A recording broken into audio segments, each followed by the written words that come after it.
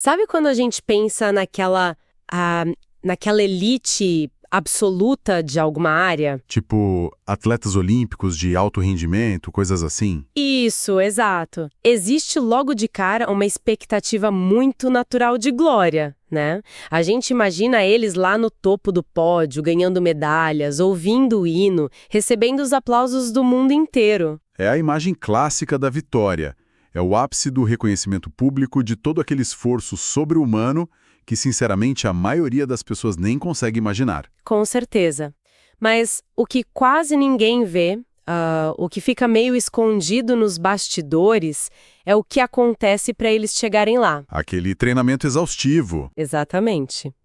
Tem aquele treinador implacável, sabe, corrigindo milímetros de uma postura num salto, criticando falhas minúsculas na execução. É um nível de escrutínio diário que, olha, simplesmente destruiria a saúde mental de qualquer atleta amador. Para quem olha de fora, parece quase sádico. E é uma correção extremamente severa, né? Mas é justificada porque o padrão de excelência que foi estabelecido ali exige que não exista nenhuma margem para o erro. Sim, a barra é muito alta. Exato. A expectativa que é depositada sobre o indivíduo é o que vai moldar o tamanho e o peso da correção que ele vai receber no final das contas. E o mais fascinante para quem acompanha a nossa análise hoje é ver essa exata mesma dinâmica saindo lá das pistas de atletismo e indo direto para a teologia. Uma transição e tanto, hein? Nem me fale. Bom, boas-vindas a quem está acompanhando mais essa nossa investigação profunda de materiais. Hoje a gente vai desvendar um paradoxo bem específico que nos foi enviado, analisando a arquitetura lógica de um documento lá da tradição adventista do sétimo dia. Isso mesmo. A gente vai focar em trechos de uma análise sobre o livro Testemunhos Seletos, volume 1, o capítulo 49. E a isca que nos puxa para dentro dessa discussão, a grande ironia aqui é a seguinte: por que um grupo religioso que se considera um povo escolhido, os favoritos, digamos assim, seria justamente o alvo das críticas e correções mais duras do seu próprio criador? É uma excelente provocação para darmos a largada. Porque na lógica comum, Deus não deveria ser mais brando justamente com os seus favoritos? É o que se esperaria, né? Mas a fonte mostra o oposto. Pois é. E para entender a severidade dessa correção, a gente não pode olhar direto para a falha ou para o castigo. A gente precisa primeiro olhar para o pedestal onde esse grupo é colocado. O status deles, certo? Exato. A narrativa teológica que estamos analisando, ela não começa com um erro humano. Ela começa estabelecendo um status de elevação colossal. E que status, olha. Eu estava lendo os materiais de apoio e a linguagem que eles usam para descrever essas pessoas é fortíssima. É bem impactante mesmo. A ideia é que eles não são apenas mais um grupo religioso qualquer no mundo. Eles são descritos como indivíduos que devem ser absolutos modelos de piedade. Pessoas que precisam ser santas no coração. Tem uma expressão bem marcante no texto sobre isso. Sim, eles são chamados de um peculiar tesouro. E a narrativa vai ainda mais longe, né? Fala em serem elevados, purificados e até, abre aspas, participantes da natureza divina, tendo escapado das corrupções. Isso é colocar a barra lá no espaço, não é? É colocá-la na estratosfera, com certeza absoluta. O que está acontecendo estruturalmente ali no texto é a construção de uma identidade de exclusividade espiritual extrema. Uma elite mesmo. Bem isso. E quando uma doutrina coloca um grupo nesse patamar, de participar da natureza divina, ela está fazendo algo muito perspicaz, sabe? O que exatamente? Ela está removendo totalmente a desculpa de serem apenas humanos comuns e falhos. A margem para o erro mundano simplesmente desaparece por definição. Se você é participante da natureza divina, você não pode cometer erros banais. Sabe o que isso me lembra? Me veio uma imagem aqui agora. É como a figura de um embaixador. Como assim? Tipo, imagina um turista qualquer que está lá viajando de férias por outro país.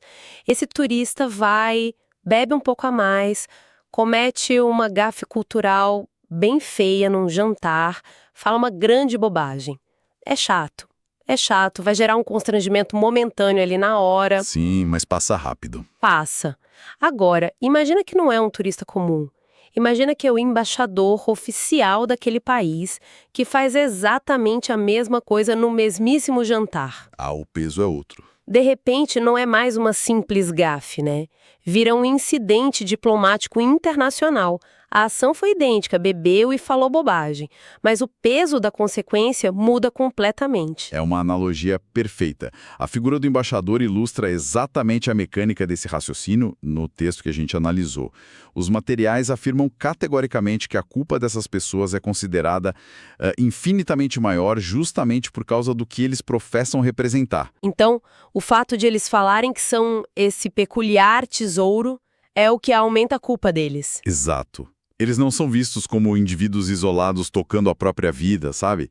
Eles são representantes oficiais de um governo. No caso, o governo divino. Isso. E o argumento central do documento é que a reprovação acontece de forma muito visível, muitas vezes até pública, para que as falhas de uns sirvam de alerta geral para todos os outros da comunidade. Peraí, quer dizer que eles não têm nem o luxo de errar em silêncio. O tropeço de alguém tem que virar um espetáculo público. Na lógica desse sistema, sim. O erro individual tem um peso institucional colossal. A justificativa que o texto dá é que essas falhas dão munição aos chamados inimigos da lei, para atacar a causa inteira. Nossa. Trazendo para o nosso mundo corporativo moderno, é como se... imagina um assistente júnior cometendo um erro ético numa empresa. O RH resolve aquilo internamente com uma advertência e vida que segue. Exatamente. Agora, se o CEO de uma grande multinacional comete o mesmíssimo erro ético, as ações da empresa despencam no dia seguinte na bolsa e a marca perde credibilidade no planeta inteiro. É um risco de relações públicas numa escala cósmica, né? É o risco de relações públicas que justifica essa cobrança astronômica. O pedestal atrai o holofote. Eu entendi perfeitamente a lógica do CEO ou do embaixador. Mas, olha, isso me gera uma dúvida muito natural. Pode falar. Se a barra é tão inalcançável, se qualquer escorregão vira uma manchete cósmica e atrai uma repreensão tão severa, isso não soa como se a vida dessas pessoas devesse ser uma bagunça completa, como se eles fossem inerentemente mais pecadores ou piores do que o resto do mundo? É muito instintivo pensar dessa forma. Mas o contraponto super interessante que essa análise traz é que a vida deles não é, na prática, pior ou mais imoral do que o resto do mundo. Não. Não. A diferença fundamental que justifica essa dureza toda não está no tamanho do desvio moral em si, mas em outra coisa completamente diferente. Esse é um X da questão que me pegou durante a leitura. A fonte faz questão de pontuar que a advertência severa não cai sobre eles porque são mais corruptos do que as pessoas do que eles chamam de igrejas nominais. É importante a gente traduzir esse jargão para quem nos ouve. Bem lembrado. Só fazendo um parêntese rápido, o pessoal, quando o texto fala em igrejas nominais, eles estão se referindo a religiões ou congregações que carregam o nome de cristãs, mas que, na visão particular desse autor, não seguem a totalidade das leis divinas de forma estrita. Isso mesmo. Então, fechando parêntese, não é que esse grupo de elite seja pior de caráter ou mais malvado. O diferencial, segundo o argumento do documento, é a chamada grande luz. Exatamente. A grande luz é o conceito-chave para entender toda essa dinâmica. É basicamente o acesso privilegiado ao conhecimento... A informação que eles têm. Isso. Eles afirmam ter a lei escrita no coração e se consideram, para usar os termos clássicos citados no texto, uma geração eleita e um sacerdócio real. É aquela velha máxima: com grandes poderes vem grandes responsabilidades. Total. E aí entra um conceito teológico fortíssimo. A ideia de que a lei divina, ela funciona essencialmente como um espelho. E olha, não é um espelho de banheiro embaçado, não. É um espelho de altíssima resolução. O que a gente poderia chamar de um espelho de aumento em 4K. Ele não perdoa nem o menor dos poros, né? Bem isso. E qual é a função de um espelho? Mostrar a realidade. Mostrar a realidade. A função do espelho não é limpar o seu rosto. A função dele é, única e exclusivamente, revelar a sujeira que já está lá e que a pessoa não veria sem ele. Faz sentido. Então, se a pessoa tem muito conhecimento, muita luz, esse espelho fica absurdamente nítido. A lei não cria a falha moral na pessoa, mas ela escancara o defeito de um jeito que se torna impossível de ignorar ou de varrer para debaixo do tapete. Mas aqui é onde a coisa fica realmente interessante. pelo menos para mim. Se a gente pensar do ponto de vista puramente pragmático, ter essa grande luz atrai muito mais críticas. É como ligar um holofote de estádio na sua própria cara.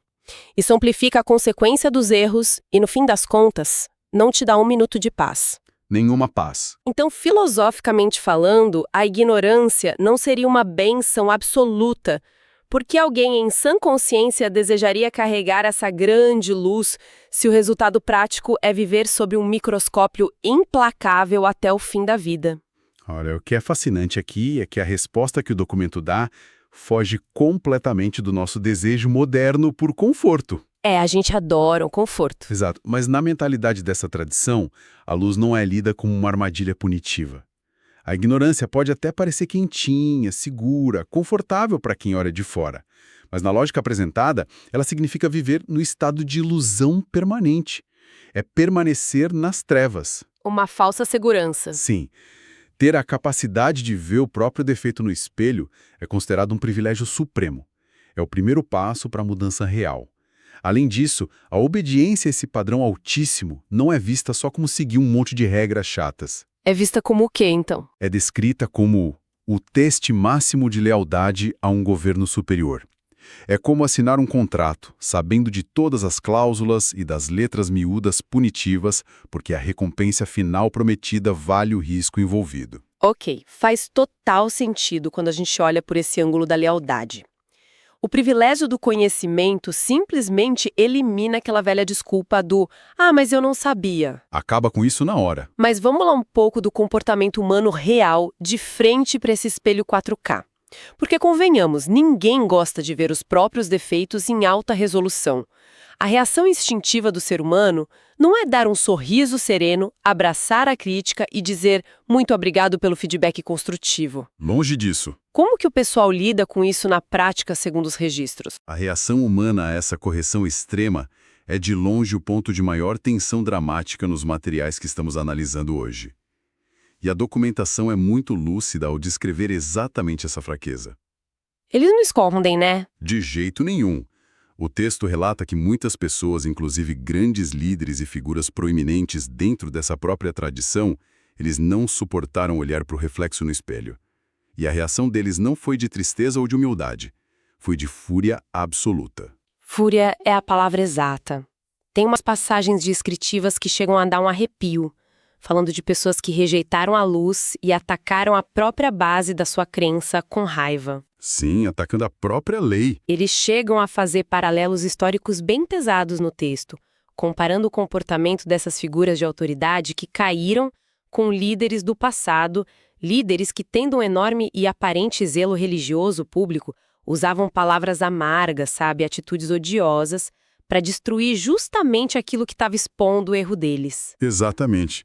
Tem até aquela menção clássica ao livro de Daniel, da pessoa ser pesada na balança e achada em falta. Essa expressão é muito forte, achada em falta. É o pesadelo de todo líder que é focado em autoimagem, né?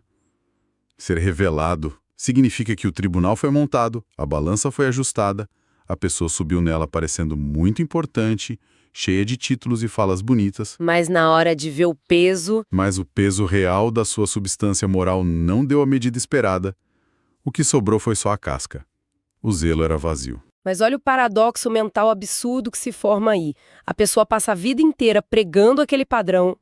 Ela diz para todo mundo que aquele padrão é a verdade absoluta. Sim. Aí, um belo dia, o próprio padrão mostra que ela mesma está falhando miseravelmente, só que em vez de consertar o erro, de ir lá e lavar o rosto que o espelho mostrou que está sujo, ela pega um martelo e tenta estilhaçar o espelho. Tenta quebrar a métrica. Como é que se explica essa dissonância cognitiva tão profunda? Porque é um nível de auto-engano muito assustador, na minha opinião. Se a gente conectar isso a um panorama maior do comportamento humano, o que estamos vendo é o ego em modo de sobrevivência absoluto. É a pura dissonância cognitiva operando em potência máxima. Como assim? Pensa bem. Quando a crença central de alguém sobre si mesmo, coisas como eu sou santo, eu sou parte do povo eleito, eu sou irrepreensível, quando isso entra em choque frontal e inegável com a realidade objetiva de eu acabei de cometer um erro terrível e fui pego, A mente entrar em curto-circuito. A mente precisa resolver esse conflito para não entrar em colapso. E aceitar o erro seria destruir essa identidade de perfeito que a pessoa levou, sei lá, décadas para construir. Precisamente. A dor da desconstrução da própria imagem é insuportável para muitos. Então, psicologicamente, é muito mais fácil atacar a métrica que te avalia mal do que melhorar o seu desempenho. Nossa, isso é muito real. A fúria, no fim das contas, não é realmente contra a lei ou contra espelho. A fúria é contra a dor excruciante de ser desmascarado. O auto-engano atua como um mecanismo de defesa patológico. Completamente a religião. Se a gente trouxer para a nossa realidade cotidiana, fora dos textos sagrados, pense na cultura do cancelamento ou naqueles debates ferrenhos nas redes sociais. Sim, o tribunal da internet. Exato. Quando uma figura pública ou até um conhecido nosso é confrontado com dados objetivos que provam que a atitude dele foi imoral ou prejudicial, qual é a primeira reação defensiva? A pessoa ataca a fonte dos dados. Sempre. Ela ataca o jornalista que publicou a reportagem, ataca o estudo científico, ataca as intenções do mensageiro. Quebrar o termômetro virou a saída mais comum e preguiçosa para não ter que lidar com a febre. Uau, isso é brilhante. Então, o perigo real para esse grupo de pessoas, estruturalmente falando, não são os inimigos externos atacando os muros da instituição. Não, os inimigos externos são de menos. O perigo é a podridão interna de quem se importa tanto com a embalagem, com a aparência de zelo, que começa a corroer o próprio sistema de valores por dentro para não assumir que falhou. O foco na aparência engole a substância. E a fonte que analisamos hoje alerta explicitamente para isso. Eles dizem que essas pessoas estão, cito do texto, enganando e sendo enganadas. Fugir da luz para esconder os próprios atos é a ruína anunciada. Mas, ouvindo tudo isso, me vem uma questão meio existencial, sabe? Para não dizer muito incômoda. Qual seria? A gente falou de criar um pedestal gigante, de uma cobrança pública esmagadora, de espelhos implacáveis, de dissonância cognitiva, fúria, auto-engano. Sendo bem honesta com quem está nos ouvindo, soa quase abusivo. Não é uma imagem muito leve. Parece um ciclo eterno de estresse e punição, porque se a barra é inalcançável e qualquer desvio gera uma repreensão brutal dessa magnitude, parece um jogo projetado para todo mundo perder no final. Qual é o sentido prático de se submeter a essa panela de pressão? É muito natural que soe dessa forma num primeiro olhar, como um sistema feito puramente para massacrar o indivíduo. Mas a arquitetura lógica desse pensamento tem uma peça final que amarra e justifica toda a rigidez da estrutura. Estou curiosa. O objetivo central de toda essa fricção, da repreensão e de espelho, não é a destruição ou a humilhação da pessoa, é a sublimação absoluta dela. Ah, sim. O fim não é a punição pela punição.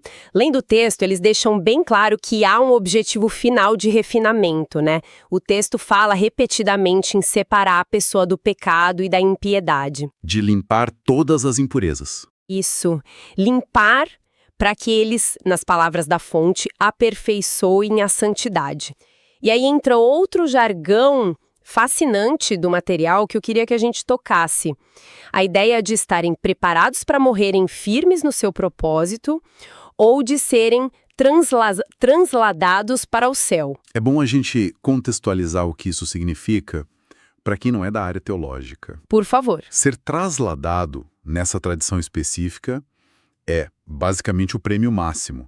É a ideia de ser levado vivo diretamente à presença divina, em um estado de perfeição cristalina, sem nem precisar passar pela morte física. Uau! Quer dizer, o objetivo final de suportar esse microscópio e essas marteladas todas não é sobreviver à regra, é a promessa de ser purificado e, no limite máximo, exaltado até sentar no próprio trono, como eles dizem. Exatamente. E aí temos a grande virada de chave dessa visão de mundo inteira. A repreensão, por mais severa que seja, não é lida como um ato de rejeição de um líder tirânico. Pelo contrário. É lida como o quê? Ela é o mais alto grau de investimento possível naquela pessoa. Pera, quer dizer que o nível de cobrança é milimetricamente proporcional ao tamanho da aposta que estão fazendo em você? Perfeito. É exatamente isso. Pense num ferreiro trabalhando numa forja no passado. Certo, um ferreiro. Se ele anda pela oficina, olha para o chão e encontra um pedaço de ferro enferrujado que não serve para nada, o que ele faz? Ele ignora. Ele deixa o ferro lá oxidando no canto, não perde um segundo do tempo dele com aquilo. Não vale o esforço. Não vale. Mas, se ele olha para um bloco bruto de aço e decide que aquilo ali vai ser a lâmina da espada do rei, o que ele faz com aquele pedaço de metal? Ah, ele bate sem dó. Ele joga o aço direto no fogo mais extremo da forja. Quando o negócio está incandescente, ele tira, coloca na bigorna e bate com um martelo pesado centenas de vezes. Depois ele pega e joga o metal na água gelada para resfriar de forma violenta. É um processo super agressivo. É um processo rigoroso, violento. O documento que a gente leu defende a tese de que a disciplina divina funciona exatamente como as marteladas desse ferreiro. Não se prepara alguém para o ápice do universo com tapinhas complacentes nas costas. Nossa, essa imagem do ferreiro muda tudo na interpretação do texto. Quer dizer, o processo dói, o espelho incomoda mostrando que é feio, o fogo queima os excessos. Sim. Mas, na cabeça de quem abraça essa lógica, o ferreiro só está batendo com o martelo porque acredita piamente que o material aguenta o tranco e merece virar uma obra-prima. Exato. Então, a leitura final não é de um líder cósmico sádico e furioso. É muito mais parecido com aquele nosso treinador olímpico lá do início, que não dá moleza, operando numa escala espiritual de altíssimo rendimento. Isso. E isso levanta uma questão essencial sobre a natureza do sofrimento e da moralidade dentro das crenças humanas. O que nós estamos analisando aqui, no fundo, é uma engenharia teológica e social brilhante para ressignificar a dor da correção. Ressignificar a dor. A vergonha de ser apontado em falha, a angústia pública, o peso massacrante da lei. Tudo isso deixa de ser uma tragédia pessoal paralisante e passa a ser lido ativamente como um estágio fundamental de preparação e elevação. A dor ganha um propósito monumental na cabeça daquelas pessoas. E a história humana já nos provou diversas vezes que, quando o sofrimento ganha um sentido maior, o indivíduo é capaz de suportar quase qualquer nível de rigor, né? Sem dúvida. É a busca por sentido. É um mecanismo de resiliência e foco impressionante. Bom, amarrando os fios da nossa longa e fascinante investigação de hoje para a nossa audiência, nós começamos com aquela provocação sobre por que os grandes favoritos são os que mais apanham. E o que nós descobrimos? Descobrimos, dissecando esses documentos a fundo, que existe uma visão de mundo onde possuir privilégio espiritual é absoluto sinônimo de prestação de contas. Entendemos que ter a chamada grande luz funciona, na verdade, como um espelho inquebrável, que não dá espaço para o ego respirar. E que muitas vezes causa aqueles surtos de fúria nas pessoas que preferem viver de rótulos e aparências, atacando o próprio espelho. Exatamente. Mas, acima de tudo, nós desvendamos como a crítica mais esmagadora e dolorosa possível é embalada não como abandono, mas como o fogo e o martelo estritamente necessários para forjar a perfeição, ou para o meio termo. Ele exige de seus participantes uma autoavaliação constante, sabe? Brutalmente honesta e sempre desconfortável.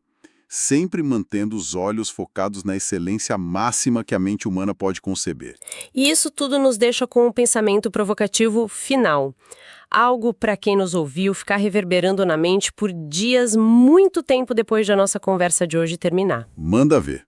Se a gente sair um pouco da teologia estrita e olhar para a nossa própria condição humana aqui fora, quando nós assumimos para nós mesmos um padrão de conduta muito rígido, seja uma ética pessoal inegociável, uma meta profissional absurdamente ambiciosa que contamos para todo mundo, ou uma grande missão de vida, esse padrão inevitavelmente vira um espelho para nós. Um espelho implacável. Ele vai expor as nossas falhas e hipocrisias o tempo todo. A grande pergunta é até que ponto essa busca constante e exaustiva por limpar cada sujeirinha que o espelho mostra nos empurra para sermos a nossa melhor versão e em que momento exato o peso gigantesco desse pedestal começa a nos sufocar, nos encher de fúria e nos paralisar completamente. Uau! É uma linha incrivelmente tênue entre a excelência que liberta e a exigência que aprisiona. Uma reflexão profundamente necessária para qualquer área da vida. Vem essa cobrança de fora ou de nós mesmos? Bom, eu agradeço imensamente a companhia intelectual nesta análise profunda que fizemos hoje. Foi um privilégio guiar essa investigação junto com você. Para todo mundo que acompanhou a nossa análise até o final, continuem questionando o que parece óbvio, continuem conectando ideias inusitadas e não tenham medo de olhar no espelho. Até a próxima exploração de conhecimento.